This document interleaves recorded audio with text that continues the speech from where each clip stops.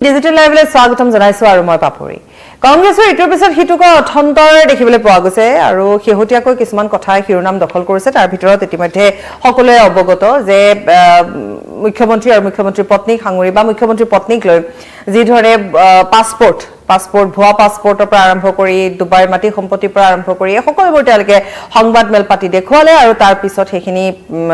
এক প্ৰকাৰ ফুটুকাৰ ফেন হৈ পৰিল সেয়া ফেক্ট চেক কৰা হ'ল আৰু সেইবোৰ সকলো ভুল বুলি ইতিমধ্যে প্ৰতিপন্ন হৈছে যিয়ে নহওক কিয় ইটোৰ পিছত ইটোক অথন্তৰ কংগ্ৰেছৰ আৰু তাৰ মাজতে আকৌ অথন্তৰ ঘটিল মল্লিকাৰ্জুন খৰ্গেৰো ঘটনাটো আছিল এনেধৰণৰ আজি তেখেতৰ নিৰ্বাচনী প্ৰচাৰ আছিলে আৰু শ্ৰীভূমিৰ নীলাম বজাৰত আজি তেওঁ শ্ৰীভূমিলৈ আহিছিলে আৰু তেওঁ প্ৰচাৰ চলাইছিলে ৰাষ্ট্ৰীয় সভাপতি গৰাকী কংগ্ৰেছৰ কিন্তু ঘটনাটো ঘটিলে এনেকুৱা ধৰণৰ যে 2 মিনিট তেওঁৰ পলম হ'ল হেলিকপ্টাৰত উঠিবলৈ অহা এই 2 মিনিট পলম হোৱাৰ বাবে তেওঁৰ হেলিকপ্টাৰখনে তেওঁক এৰি থৈ গুচি গ'ল গতিকে এনেকুৱা ধৰণৰ এটা অৱস্থাৰ সৃষ্টি হ'ল তেওঁৰ যে 2 মিনিট পলম হোৱাৰ কাৰণে অৰ্থাৎ তেওঁ 5:30 পাবহি লাগিছিলে তেওঁ 5:32 পালেহি আৰু ক'ত পালেহি সেয়াও কৈছো 5:30 শ্ৰীভূমি নীলাম বজাৰৰ গুণময়ী বিদ্যালয় খেলপথাৰৰ পৰা তেওঁ যোৱাগৈ কথা আছিলে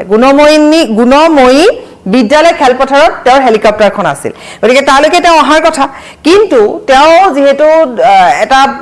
জামত ফছে আমি সেইটো কম ক'ত তেওঁ আবদ্ধ হৈ পৰিবলগীয়া হ'ল গতিকে তেওঁ যেতিয়া 30ত আহি নাপালেহি 2 মিনিট তেওঁৰ পলম হ'ল গতিকে তেওঁ 5:32 গৈ খেলপথাৰ যেতিয়া পাই গৈ য'ত হেলিকপ্টাৰ আছিল তেওঁৰ হেলিকপ্টাৰ সেই হেলিকপ্টাৰ তেওঁক এৰি থৈ গুচি গ'ল গতিকে তেওঁক নোলোৱাকৈ হেলিকপ্টাৰখন গুচি গ'ল আৰু কথাটো হৈছে যে তেওঁ ঘাইপথেৰে শিলচৰ বিমানবন্দৰত যোৱাৰ সময়ত তাৰপিছত শিলচৰ বিমানবন্দৰলৈ যায় তাৰ পাছত কি হ'ল তেওঁ আনকি তেওঁৰ বাহন আকৌ নীলাম বজাৰৰ বেৰাজালত তেওঁৰ বাহনখন আবদ্ধ হৈ পৰে কিয় আবদ্ধ হৈ পৰে কাৰণ আজি তৃণমূল কংগ্ৰেছৰ প্ৰচাৰ আছিলে ইউসুফ পাঠান আহিছিলে আৰু ইউসুফ পাঠানে তৃণমূল কংগ্ৰেছৰ হৈ আজি প্ৰচাৰ চলাইছিলে সাংসদ গৰাকী আহিছিলে তৃণমূল টিএমচিৰ সাংসদ ইউসুফ পাঠানৰ ৰেলী আছিলে সেই ৰেলীত তেওঁ আবদ্ধ হৈ পৰে যাৰ ফলত তেওঁ বিমানবন্দৰত তেওঁ উপস্থিত হোৱাৰ ক্ষেত্ৰতো তেওঁৰ কিছু পলম হয় আৰু খৰ্গেৰ দেহৰক্ষীয়ে গাড়ী জামৰ পৰা উলিওৱাৰ ব্যৱস্থা কৰাও দেখিবলৈ পোৱা গ'ল আনকি তেওঁ আজি জনসভা 3 ঘণ্টা পলম কৰি উপস্থিত হৈছিল খৰ্গে আজি দিনটো আসলে মল্লিকাৰ্জুন খৰ্গেৰ বাবে এটা বেয়া দিন বুলিয়ে ক'ব পাৰি কাৰণ তেওঁ প্ৰথম কথা হৈছে তেওঁ যিখন জনসভাত আজি প্ৰচাৰ সভাত তেওঁ আজি উপস্থিত হ'ব লাগিছিল সময়মতে তাত তেওঁ উপস্থিত নহল তাৰ পিছত তেওঁ আকৌ উভতি যোৱাৰ সময় যিখন তেওঁৰ বাবে হেলিকপ্টাৰ আছিলে হেলিকপ্টাৰখন 2 মিনিটও তেওঁৰ বাবে নৰল 5:30 সময় আছিলে 5:30 অকমান দেৰি হৈ যোৱাৰ বাবে হেলিকপ্টাৰখনে তেওঁক এৰি থৈ গুচি গ'ল তাৰ উপৰি তেওঁ জামত আবদ্ধ হৈ পৰিলে ইউসুফ পাঠানৰ যি ৰেলী আছিলে টিএমচিৰ যি ৰেলী আছিলে সেই ৰেলীত আবদ্ধ হৈ পৰে ইউসুফ পাঠান আজি অসমলৈ আহে তেওঁ টিএমচিৰ বহু কেইগৰাকী তেওঁ যি প্ৰাৰ্থী আছে সেই প্ৰাৰ্থী টিএমচি প্ৰাৰ্থী বহু কেইগৰাকী প্ৰাৰ্থীৰ হৈ তেওঁ প্ৰচাৰ অভিযান আজি চলায় গতিকে সেই প্ৰচাৰ অভিযানৰ যি ৰেলী আছিলে সেই ৰেলীত নীলাম বজাৰৰ ৰেলীত তেওঁ আবদ্ধ হৈ পৰে গতিকে তাতো তেওঁৰ পলম হয় মুঠৰ ওপৰত আজি এক অথন্তৰ হয় আৰু সেই অথন্তৰ বুলি যদি চোৱা যায় তেতিয়াহ'লে মই আৰু অলপমান খবৰ বিচাৰিবলৈ চেষ্টা কৰিছো যে আজি তেওঁৰ গোটেই দিনটোৱে আচলতে এক প্ৰকাৰ বেয়া বুলিয়ে ক'ব পাৰি কাৰণ তেওঁ ইটোৰ পিছত ইটোকৈ তেওঁৰ ঘটনা তেওঁ সময়মতে তেওঁ হেলিকপ্টাৰত উঠিবলৈ নোপোৱা বা সময়মতে তেওঁ আজি তেওঁ যি নিৰ্বাচনী প্ৰচাৰ সভা আছিলে সেই নিৰ্বাচনী প্ৰচাৰ সভাত তেওঁ আজি উপস্থিত নোহোৱা অৰ্থাৎ এক প্ৰকাৰ যদি চোৱা যায় 2 মিনিট দেৰি হোৱাৰ বাবে খৰ্গেক হেলিকপ্টাৰে এৰি থৈ যায় গতিকে এয়া আজি দিনটোত এটা অন্যতম খবৰ গতিকে অথন্তৰে লগ এৰা নাই কংগ্ৰেছক ইটোৰ পাছত ইটোকৈ অথন্তৰ হৈছে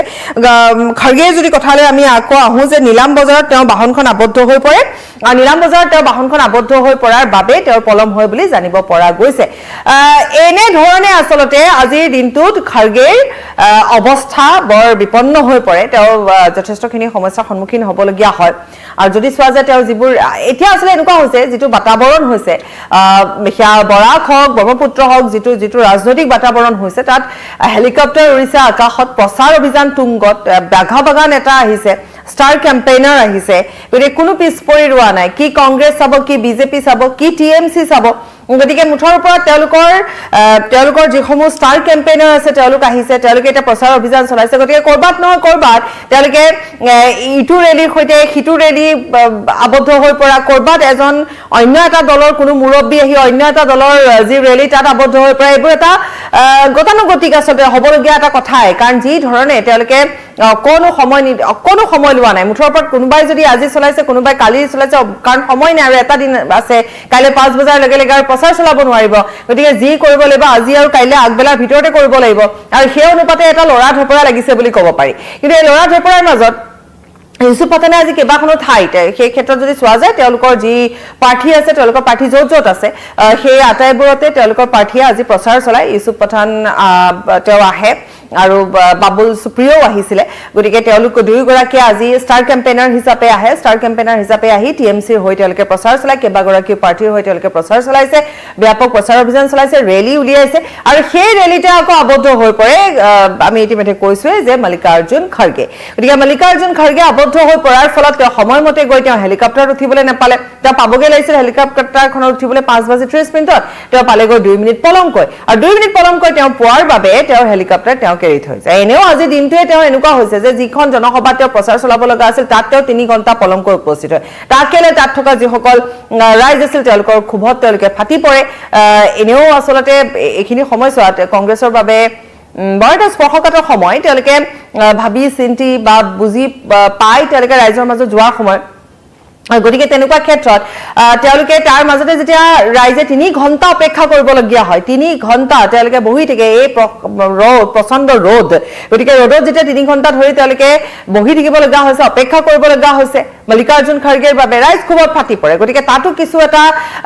বৰ এটা ভাল পৰিৱেশৰ সৃষ্টি নহল তাতো কিছু অপ্ৰীতিকৰ পৰিস্থিতিৰ সৃষ্টি হ'ল সেই খং খুব মাৰ যোৱাই নাছিলে তাৰপিছত আহি মল্লিকাৰ্জুন খৰ্গে উপস্থিত হৈ তেওঁ ভাষণ দিয়ে আৰু তাৰপিছত যেতিয়া তেওঁ উভতি যাবলৈ লয় আমি আকৌ কথাখিনি আৰম্ভণিৰ পৰা কৈছো উভতি যোৱা সময়তে তেওঁ যিখন বিদ্যালয়ৰ খেলপথাৰত তেওঁৰ হেলিকপ্টাৰ আছিলে ৰৈ আছিলে তেওঁ যাব লগা আছিল তেওঁ তাত উঠিব লগা আছিলে সেয়া 5:30 উঠিব লগা আছিলে কিন্তু তেওঁ 2 মিনিট পলম হৈ পৰে আৰু 2 মিনিট পলম হোৱাৰ বাবে তেওঁক এৰি থৈ যায় হেলিকপ্টাৰে মুঠৰ ওপৰত এক প্ৰকাৰ কংগ্ৰেছক অথন্তৰে লগ নেৰা হৈছে এবাৰ মল্লিকাৰ্জুন খৰ্গেৰ ক্ষেত্ৰত হ'ল আকৌ পৱন খেৰাৰ ক্ষেত্ৰতো আপোনালোকে সকলোৱে জানে যে এতিয়ালৈকে এই মুহূৰ্তলৈকে পৱন খেৰা এটা ডাঙৰ টপিক হৈ আছে ৰাজনীতিৰ ক্ষেত্ৰখনত মুখ্যমন্ত্ৰীয়ে তেওঁক